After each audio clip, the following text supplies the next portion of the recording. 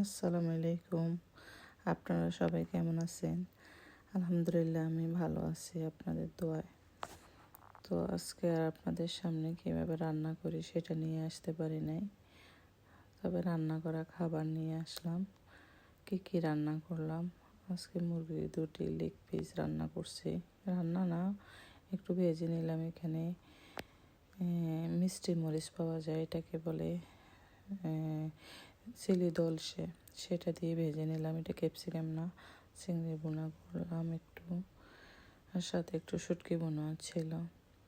আসলে আজকে আমার ছোটো ছেলেটার একটু জ্বর, ও স্কুলও যেতে পারে নাই, তাই বড় ভিডিও শেয়ার করতে পারি নাই। ছোট্ট একটু ক্লিপস আপনাদের সাথে শেয়ার করলাম।